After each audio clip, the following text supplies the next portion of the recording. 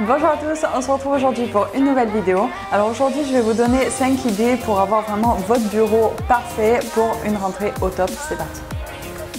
Alors mon premier conseil, ça va être vraiment d'organiser votre espace de travail. Il faut qu'il soit aéré, fonctionnel, attractif. Il faut avoir envie de passer du temps à son bureau. Il ne faut pas que ce soit vraiment quelque chose qui va nous rebuter. Et il faut avoir envie d'y passer du temps parce que bon, les devoirs c'est long aussi, donc autant que ce soit agréable. Donc il faut que ce soit ergonomique, qu'on n'ait pas des choses qui viennent nous gêner. Il faut avoir assez de place pour pouvoir travailler tranquillement, donc que ce soit assez aéré, épuré, pour pas venir trop distraire l'élève, on va dire. Fonctionnel surtout, chaque chose doit avoir sa place et chaque chose doit être accessible quand on en a besoin.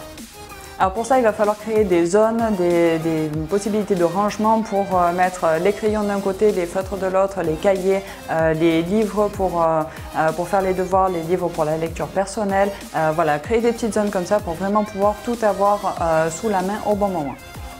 Alors, utilisez des post-it, utilisez de la couleur, il faut vraiment que tout ça soit assez pas tape à l'œil, mais que je sache en un clin d'œil, en un coup d'œil plutôt, si ce que j'ai à faire c'est urgent ou pas, si c'est personnel, si c'est pour l'école, si c'est pour le travail, si c'est administratif, etc. Donc vraiment en un coup d'œil, il faut que mon planning soit très coloré et très organisé, que je sache immédiatement ce que j'ai à faire sur le moment sans devoir tout lire une liste assez fade, assez tristounette. Donc du coup, beaucoup de post-it, moi c'est mon dada, je les adore. Donc du coup, je vous conseille vraiment d'utiliser cette technique-là. Pour avoir plus de conseils à ce niveau-là, je vous conseille d'aller voir l'autre vidéo sur une rentrée formidable. Donc je ne me rappelle plus du titre, mais en gros, c'est organiser sa rentrée en 5 étapes. Donc il y a plein d'astuces aussi. Et surtout pour préparer les repas, comment post-itiser un petit peu tout ça pour que ce soit plus sympa. Au niveau de la présentation pour ces fameux post-it, vous pouvez soit utiliser un cadre tout simple, peut-être avec une vitre en verre et écrire au stylo ardoise par-dessus. Vos petites notes, mettez vos petits post-it pour que ce soit assez joli, mais quand même structuré, qu'il n'y ait pas des post-it plein le mur. Vous pouvez utiliser du liège, faire un petit tableau en liège pour mettre vos petites idées, rajouter des photos, parce qu'il faut que ce soit sympa aussi. Donc vous pouvez mettre des petites photos de vos amis sur le côté et de l'autre côté mettre vos choses à faire, vos idées, l'objectif dans votre vie, ce que vous voulez faire plus tard. Bref, il faut vraiment tout mettre à plat. Dès que vous avez quelque chose qui vous passe par la tête, écrivez-le, c'est important et ça peut servir plus tard. Vous pouvez aussi utiliser de la ficelle de sisal avec des petites pinces à linge, vous savez, les petites pinces à linge en bois.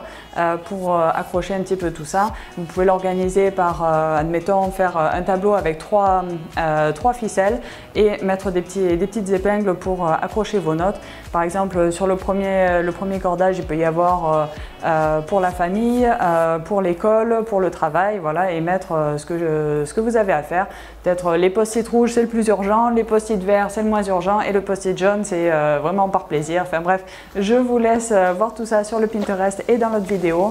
Il y a plein de choses à faire là-dessus, donc je suis sûre que vous aurez l'imagination nécessaire. Alors vous me direz, des post-it pour un esprit décoratif, une vidéo spéciale déco, vous allez me dire que les post-it c'est un petit peu contraire à tout ça. Ben non, pas du tout. Il suffit tout simplement de les encadrer comme je vous ai dit, donc soit dans un cadre, soit sur un fond en ardoise, etc. Et venir habiller le tout en faisant une sorte de pêle-mêle. Donc ça peut être avec d'autres petits tableaux en liège, ça peut être avec des photos, ça peut être... J'avais fait un super truc aussi, c'est assez sympa, faire un gros S, donc ça peut être pour, je sais pas, le prénom de votre petit copain, ou ça peut être la première lettre de votre nom de famille, et puis mettre des petites photos en fait sur toute la lettre, c'est assez sympa. Bref, donc ça c'est vraiment une parenthèse. Le but c'est vraiment de créer un gros pêle-mêle pour venir habiller tout ça, et que votre côté organisation vienne pas entraver un petit peu votre déco, mais qu'elle vienne vraiment se marier à tout ça et qu'elle se fonde un petit peu dans la masse tout en ayant quand même son but d'organisation quand même qui est là à la base. Donc vous pouvez mettre des petites phrases motivantes dans des cadres, ça peut être des photos, des logos qui vous plaisent, etc. Donc vraiment beaucoup de photos sur Pinterest, je compte sur vous.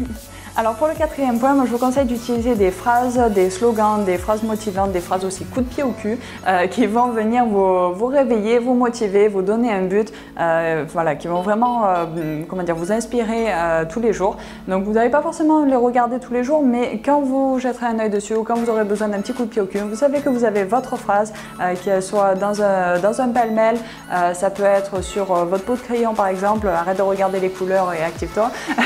Enfin bref, ça peut être beaucoup plus poétique que ça bien sûr. Vous avez plein d'exemples ici. Ça peut être directement sur le mur avec il y a plein de stickers, c'est assez à la mode en ce moment. Moi je vous conseille aussi de le glisser dans des petits carnets de brouillon que vous pouvez un petit peu transformer en scrapbook.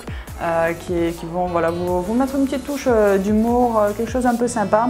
Vous pouvez aussi le faire pour votre enfant et puis lui offrir, et voilà, ça lui fait des petites surprises de temps en temps. Ça peut être un petit mot gentil ou enfin voilà, je sais pas, ce soir, sur le calendrier par exemple ou dans l'agenda, vous pouvez mettre voilà, grosse journée à l'école aujourd'hui, mais ce soir t'inquiète pas, t'as un petit gâteau au chocolat. Enfin voilà, bon, c'est des petites touches comme ça, j'ai trouvé assez sympa, je voulais partager avec vous.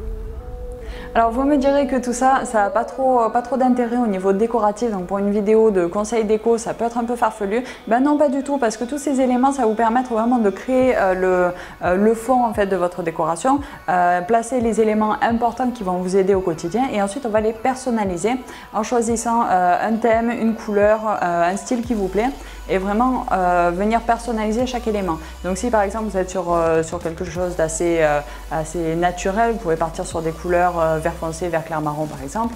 Alors si vous êtes sur quelque chose sur un style un petit peu scandinave, vous pouvez opter pour du rose pâle, du bleu très clair, et pourquoi pas du beige ou du pêche pour venir rajouter un petit peu de clarté à tout ça.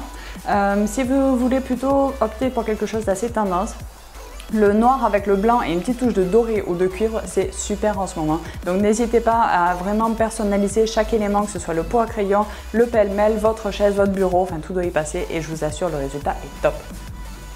Et voilà, donc c'est la fin de cette vidéo. Pensez à me dire si ça vous a plu ou pas, si vous avez des commentaires, laissez-les-moi en bas. Vous pouvez aussi me les laisser sur les réseaux sociaux, donc vous pouvez me trouver sur Twitter, sur Google+, sur Pinterest, sur Ooze, enfin vraiment un petit peu de partout, donc gardez l'œil ouvert.